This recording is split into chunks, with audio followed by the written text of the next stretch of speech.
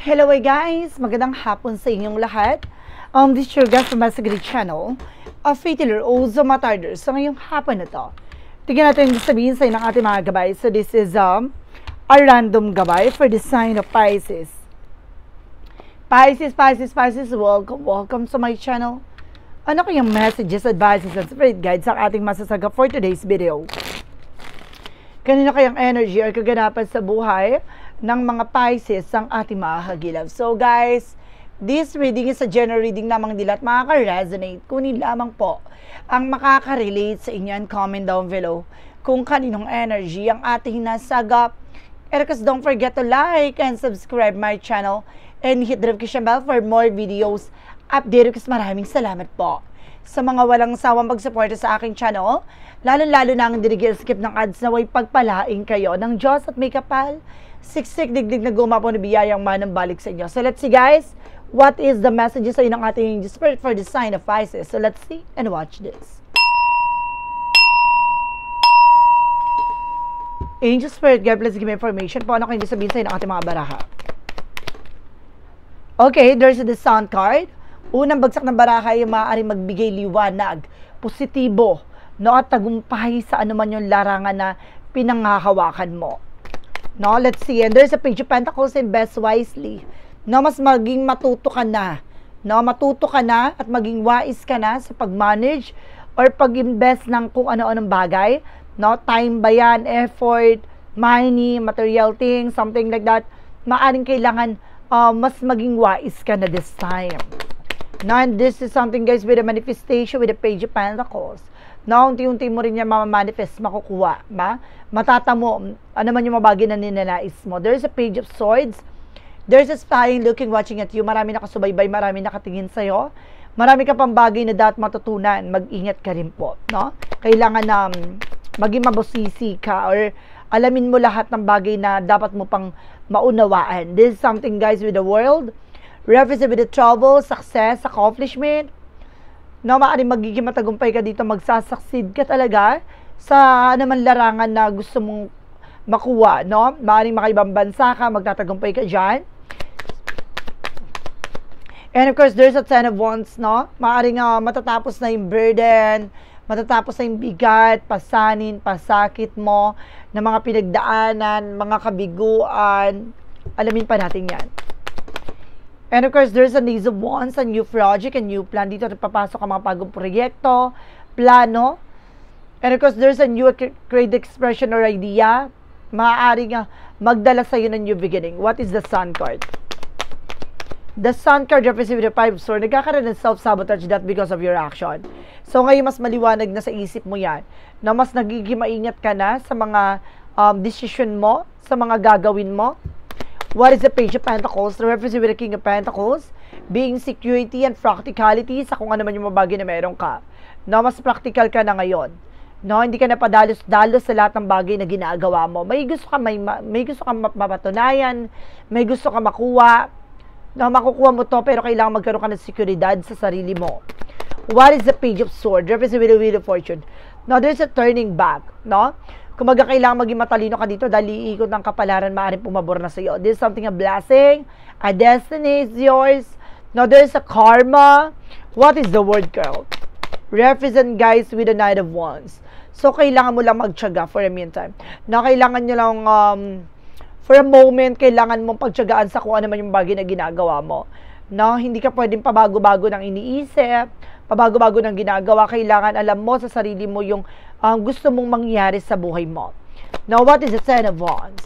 Represent with a full card for a leap of faith. Parang sinusubukan na pananampalataya at tiwala mo sa mga pinagdaanan mo, sa mga naranasan mo. Parang hinubog ka dito ng iyong pananampalataya at tiwala. What is the Ace of Wands? Represent with the Knight of Wands, so slow and steady, no?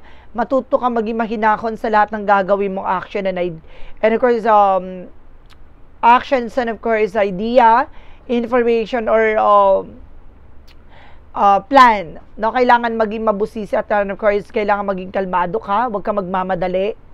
Now, what is the Sun card? Because the Five of Swords. There's a chart ka with an action and movement. No, magkakaroon ng changes and development na dito. Ngayon, mas magiging aware ka na sa mga decisions and actions mo kasi naliwanagan ka na. Alam mo na yung mga bagay na kailangan mong iwasan at gawin. What is additional messages? Reverse with the High Priestess. Now, there's a lot of hidden agenda, hidden enemies. So, some of you guys, no, pagdating sa investment, kailangan maging secure ka dahil maraming taong tuso, maraming taong susubukang kalilangin, no, maraming sikreto sa likod dito, maraming mga taong susubok sa'yo, kaya kailangan mag-ingat ka. What is the Page of Circles, the Wheel of Fortune? Represent with the Queen of Cups, emotional healing. Maging kalmado kapag dating sa emosyon. No, alamin mo muna, wag mong pangungunahan ng galit, no? Kasi at the end of the time baka makuha mo yung consequences na to na hindi nararapat para sa iyo. So kailangan maging mas matalino ka ngayon, no? Yung magiging kalalabasan ng mga action and decisions mo and even your emotions. What is the word card? Because the Knight of Wands. Represent with the Five of Cups. So see, there's a disappointment. So some of you guys, no, may mga bagay or pagsisisi or panghihinayang dito na maaaring nangyari, no, pero wag ka mag-alala, magtiyaga ka lang sa iyong ginagawa dahil magtatagumpay ka. Mag-ingat ka lang, no, sa mga pagkakatiwalaan mo, especially sa kung aalis ka, mga ibang bansa ka, liwanagin mo, klaruhin mo kung ito bang company agency is legit. Diba? What is the Ten of Wands? Because the Full card. There's a Four of Cups. Just re-evaluate or analyze. May mga bagay na kailangan pag-isipan. No? Kailangan mong alamin lahat yung possibilities. Dahil magbabago na ang eksena mo dito, maaaring magkaroon ka ng bagong simula at panibagong pag-asa or magbigay ulit sa ito ng bigat at problema. So, kailangan mag-ingat ka. No? Hindi pwedeng naguguluhan ka sa decision mo. There's a strength with a confident. So, kailangan lakasan mo ang loob mo, maging matapang ka dito. Gawin mo ano man yung mga planong gusto mong gawin, pero kailangan hinay-hinay. Huwag kang magmamadali. For the outcome, guys, there's a Two of Pentacles with a balance. So, kailangan mo maging balance physically, mentally, emotionally. Timbangin mo yung mga bagay lang na makakatulong lang sa'yo. No, there's an Emperor, maging mature ka at maging grounded ka sa kung ano man yung mga bagay na meron ka. Hindi ka dapat nagpapadala ng sulsol, na mga sinasabi nila. Kailangan marunong kang manindigan sa sarili mong desisyon, no? That meron kang sariling disposition. And of course, guys, there's something, the Four of Swords, something rest. No, kailangan mo rin ng pahinga dito.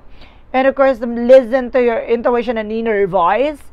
No, kailangan mas maging mabusisi ka sa lahat ng bagay. Mayroon dito kung nakikita na mayroon kang nararamdaman na intuitions and of course vibrations na inaalam mo kung saan nanggagaling ito, no? Kumbaga tumatalas, lumalakas ang iyong kakayanan spiritual, no? Nagkakaroon ka ng visions and of course an astral travel, no? Some of you na nanaginip ka na para ka nakarating dun sa ibang lugar na yon.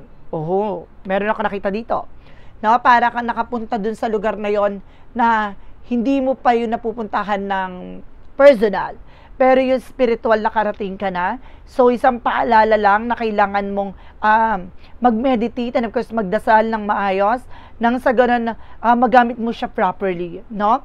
And of course, there's a Five of Wands sa something negative and complications, no? May mga bagay na nagbigay komplikasyon dito or either meron talaga nagbibigay blockages sa'yo para mawala at masayang lahat ng mga pinaghirapan mo. So, kailangan mo mag-cleansing, guys, ha?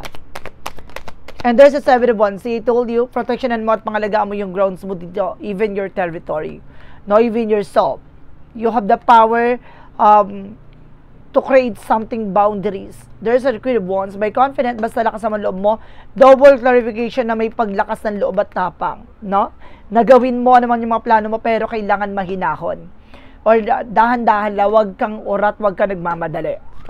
No? So, let's see what is additional messages tayo pagdating naman tayo sa finances and career, love life, at kalusugan. Alamin na natin yan, guys. So, let's watch this. Okay, let's see. Pagdating sa finances and career.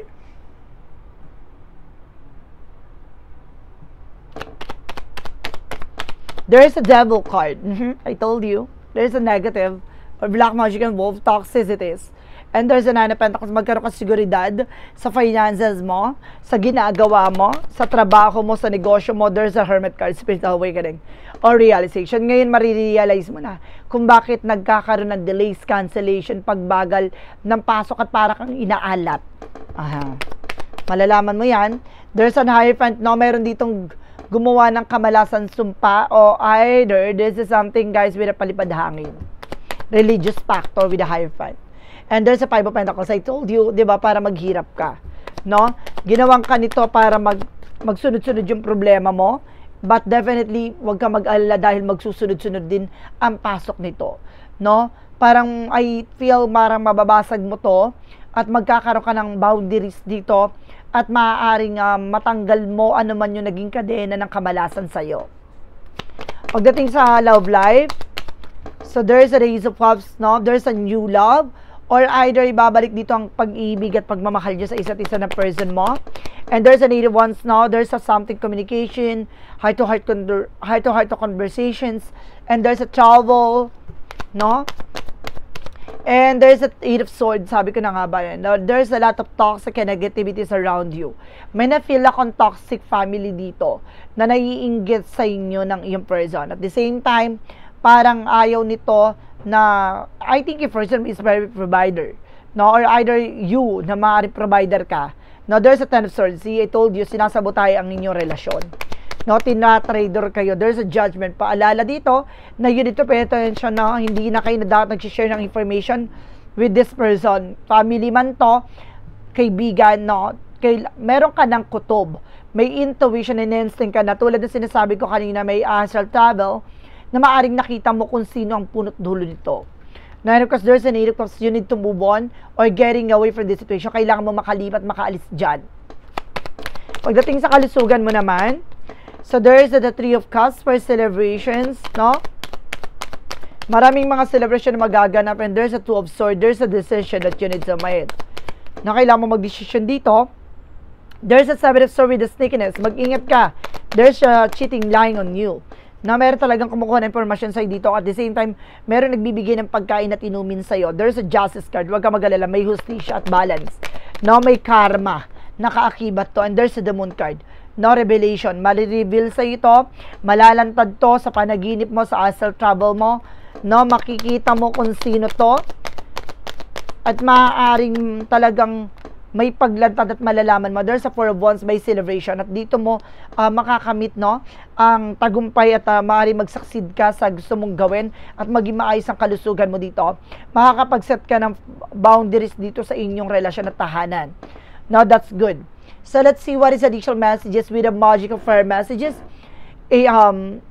Magical Fire messages and advices, and of course, the pick a card, yes or no. Kung bago ka sa channel ko, guys, no, ang yes or no pick a card, pwede ka magtanong, isa lang ang magiging tanong, isa lang din ang magiging sagot. Within 1, 2, or 3. Pipili ka lang ng isa. Comment down below kung anong number na pili mo. Then, of course, malalaman mo ang sagot niyan sa dulo ng reading na to. So, let's see and watch this. Okay, with the Magical Fire messages represent what?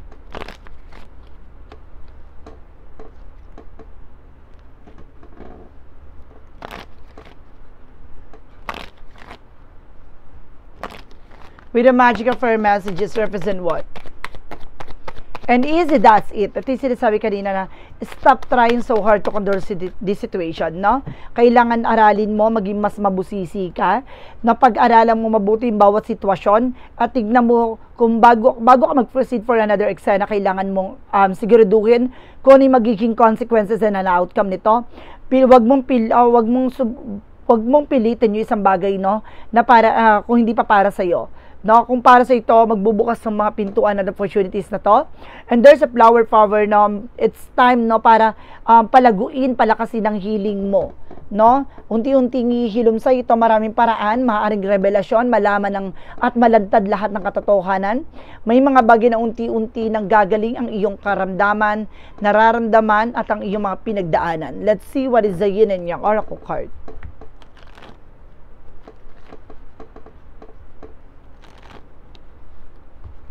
For yin and yang oracle card represent what? There is something, guys, with a structure, with a solid foundation, no? Sige, matibay at malakas ang pundasyon, no? Maaring pinapalakas mo na to at pinapatibay mo. That's good. And there's a feminine, no?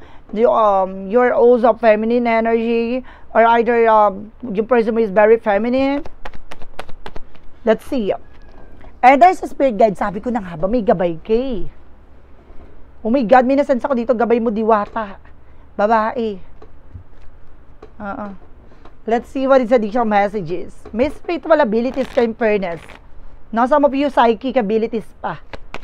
No, parang may kakayanan kang ma-predict, no, yung mga possible na mangyayari. Some of you tarot reader, some of you naman something healing, no? May healer siya. And because there's something magician for manifestation, may mga bagay na unti-unti mo naman manifest. No, makukuha, makakamit. And there's a sorrow. No, alisin mo tong parang there's something a negative road na parang kang nakakulong sa isang sitwasyon na parang hindi mo alam kung ano yung tamang daan. Kaya kailangan mong alamin, no? Alamin mo lahat ng bagay kung paano ka makakalaya dyan from negative situation. What is the romance angel for a Mystic Love Oracle deck?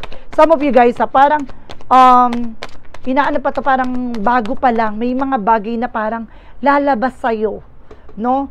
I think this is something spiritual activation o spiritual awakening, realization. So ngayon mo na ma-realize lahat, no, about sa nangyayari sa buhay mo ngayon. No, may kakayanan ka pala at ginagabayan ka ng anti-angel spirit. There's a fear and afraid. So nga, may mga pangamba at takot ka pa dito, pero kailangan mo palawigin at palakasin to. No, and of course, there's a parties, having fun, enjoy mo yung sarili mo, no, kumbaga, kailangan mong mag-unwind, no, refresh tong utak mo at isip mo, and there's a sign for a meaning of your love, no, may pag-ibig talaga, no, may senyalis ng pag-ibig at pagmamahal. What is angel's number represent what? Represent with a 999 with a release. Oh, your current circumstances are ending, so might take advantage of better ones. If you are experiencing a significant change or conclusion, viewing your life as a series of cycle or a chapter may be helpful. How can you make room for something to new emerge? No? Paano mo mababago ang sitwasyon mo? May mga bagay na kailangan ng matapos, may mga bagay na kailangan na mawakasan. At kung may mga pinagdadaanan ka na nagbibigay kaguluhan sa isip mo, magliliwanag ito at bibigyan niya ng mas malaya na pangitain or mas malayang kaisipan sa buhay mo, sa sarili mo, na makita mo ang posibleng maganap sa hinaharap mo. So may mga bagay lang na kailangan mong alisin at tanggalin sa'yo na nagbibigay negatibo sa buhay mo. No, at the same time, just being aware sa action and decisions natin kasi, kumbaga, there's something cause and effect, consequences, or what goes around comes around. No, naman yung mga bagay na gagawin mo, it will be pay back to you. No, talagang babalik to at baguhin mo ang sistema at cycle ng buhay mo. What is the Money Move Oracle deck? Represent what? A Money Move Oracle deck represent what? A gambling. Now, some of you guys, no, wag kayong nagsusugal. No? Parang may nakikita ako dito na maaaring nalululong sa sugal, or either wag kayong magsugal kasi kung may mga protection and charms kayo, humihina po ito.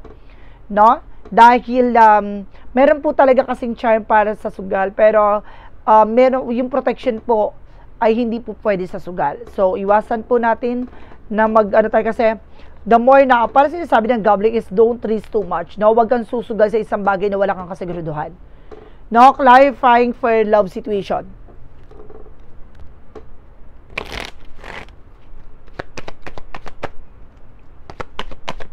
And there's something truth unveiling. Confront issues with honesty, revealing secrets to light the way forward. Diba? Harapin mo lahat ng mga nangyari, lahat ng mga problema, maging tapat at maging totoo ka at ilabas lahat ng sikreto at lahat ng bagay na dapat mong malaman, lahat ng bagay na dapat niyang malaman, maging transparency ka sa emotions mo, sa totoong nararamdaman mo.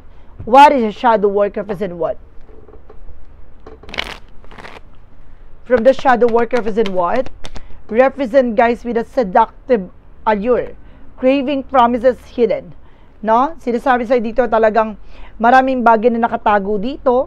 May mga pangako at pinangako dito na maaaring makamit mo at matagal mo nang hinahangad. May mga consequences dito na kailangan mong harapin. No? Kaya wag mong itatago isang bagay na alam mo masasaktan at mahihirapan ka at the end of the time. So let's see what lies beneath with the future. What lies beneath with the future? represent guys with watching sit go down, enjoying the gossip. No, kumbaga pagmasdan mo ang mga taong pinag-uusapan ka behind your back. 'Di ba? Wag mong intindihin, wag mo silang bigyan ng chance para ma-stress ka, 'di ba? Pagmasdan mo lang sila, tingnan mo kung ang kanilang ginagawa, 'di ba? Expect a new beginning. No, expecting new beginning. Magkakaroon ka daw ng bago simula dito at expect mo na raw 'yon. Clarifying for a life situation, represent what? What is the clarifying for a life situation? Represent with the ballet of shadow. Step into the enveloping ballet of shadow. Here, fear are face, and the courage is forged in dimly lit path, no? Kumbaga, unti-unti mo itong malalaman, no? Unti-unti mo itong matutuklasan, unti-unti mo rin itong magde-develop sa sarili mo, ang mga bagay na kinakatakutan mo at unti-unti mo itong haharapin na may lakas at loob at tapang. Pasabog. And there's a path of the light. What is the path of the light represent what? A path of the light represent what? Represent guys with a listen. I pay attention to the world around me, knowing that the signs and symbols guides me towards success. By listening deeply, I discover the path to eternity and unlock the wisdom that lead me forward. So, kailangan mo makinig sa iyong mga gabay. So, kailangan mong mag-pay attention sa mga messages and information na binabatid sa iyo ng ating angel spirit na pinapaalalahanan ka at binibigyan ka ng guide na para mailagay ka sa tamang landasin at mailayo ka sa kapahamakan. So, let's see what is additional messages with a yes or no pick a card. So, let's watch this. Okay, with a yes or no pick a card. Okay.